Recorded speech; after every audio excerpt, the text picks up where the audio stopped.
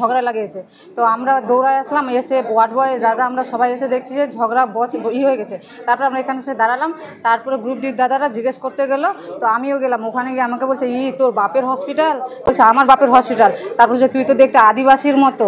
তারপরে তোর মনে নেই যে আরজি কর ইসে কী হয়েছিল? তারপর আমি বললাম তাহার মানে কি আমাকে রেপ করবে মনে হয়? কি বলছে আপনাকে, কি রকম হুমকি দিচ্ছে?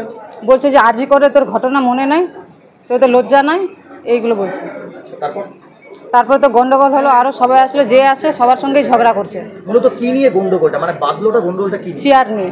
চেয়ার নিয়ে কি হয়েছিল? কে এসেছিল তো চেয়ারটা নিয়ে গেল, প্রথমে কিছু বলেনি আমাদের এখান থেকে নিয়ে যাওয়ার পর দ্বিতীয় চেয়ারটা যখন নিয়ে যায় তখন বলেছে। মানে এখান থেকে চেয়ার নিয়ে চলে যায়? হ্যাঁ, পেশেন্ট পার্টি না, অনুমতি প্রথমটা নেয়নি।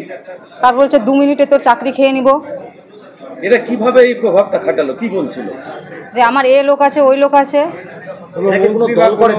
না না, দলের সঙ্গে না। জানেন কিছু? না, ওগুলো জানি না। কোনো কি মন্ত্রীর প্রভাব খাটানোর কথা বলছিল? না, ওইগুলো না, বলছে আমার আছে, ওই আছে, আমি 2 মিনিটের চাকরি খেয়ে নেবো তোমাদের। এই মুহূর্তে কতটা আতঙ্কিত আপনারা? অনেকটাই। আপনারা কি অভিযোগ করবেন? হ্যাঁ, থানায় অভিযোগ করবেন। কি চাইছেন? আমাদের বিচার চাই, আমরা তো সেফটি নেই, এখন ডিউটিতে আছি, বাড়ি যাবো কি হবে তখন কে কি বলতে পারবে। আমার ইভিনিং ডিউটি ছিল, আমি ইভিনিং সিস্টার ইনচার্জ ছিলাম।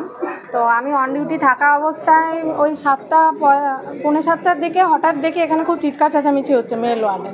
তো আমি তখন বেরিয়ে আসি, বেরিয়ে এসে দেখি যে একজন পেশেন্ট পার্টি খুব বাজেভাবে ইঙ্গিত করে, মানে আমার অন ডিউটি যে মেল ব্রাদার ছিল হচ্ছে থ্রেট দিচ্ছে লিটারালি, যে আমি 2 মিনিটে তোমার চাকরি খেয়ে নেবো, 10 মিনিটে তোমার চেয়ার সরিয়ে নেবো, এই সমস্ত। তো সেই সময় আমি শান্ত করার চেষ্টা করি, যেহেতু আমি ইভিনিং সিস্টার ইনচার্জ ছিলাম। তো আগে শুনতে চেয়েছিলাম যে কী সমস্যা আছে। তো যখন আমি এই কথাগুলো জিজ্ঞেস করছি, তো আমাকেও উল্টো পাল্টাভাবে মানে বলা হয় যে আমাদেরকে আপনি কি ডিএমের ওপরে, এই সমস্তভাবে আমাকে বলা হয়। এবং যেহেতু আমি এসে একজন মেল ব্রাদারকে শান্ত করার চেষ্টা করেছিলাম যে ঠিক আছে তুমি চিৎকার করো না, দাঁড়াও আগে আমাকে শুনতে দাও।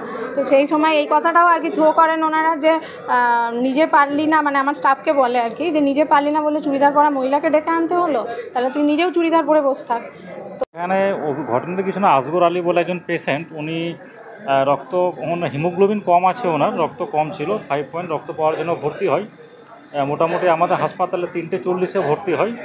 তো যেটা অভিযোগ, তো কোনো মানে নেতা স্থানীয় বা কেউ হয়তো হবে, সেটা আমাদেরকে জানার, নাম তো আমরা জানি না, দেখা করতে আসে এবং যে নার্সিং স্টেশন আছে সেখান থেকে বসার জন্য চেয়ার নিয়ে যায়। তো প্রথমে যে অন ডিউটি ব্রাদার ছিলেন, তো উনি বলেছেন চেয়ারটা আপনি কেন নিয়ে যাচ্ছেন, তখনও কিছু হয়নি।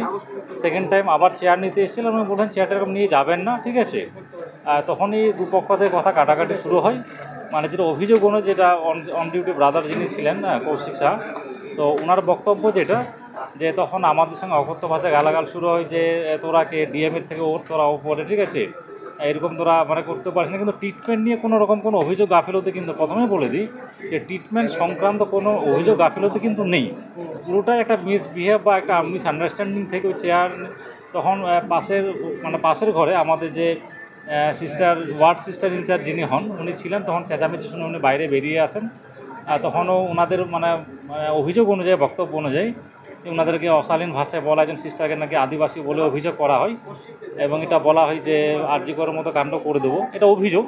সেটা আমাদের সিসিটিভি ফুটেজে আমরা অভিযোগ করে দেখব, এবং সঙ্গে সঙ্গে থানায় ইনফরমেশান করা হয়। এখানে আইসি বাবু এবং ওনার যারা সাপোর্টিং অফিসার তারা এসেছিলেন, পুরো ব্যাপারটা তারা প্রাথমিক রিপোর্ট নিয়ে গেছেন, সেটা আমাদের দিক থেকে এটা আমরা ইনফরমেশানও দেবো।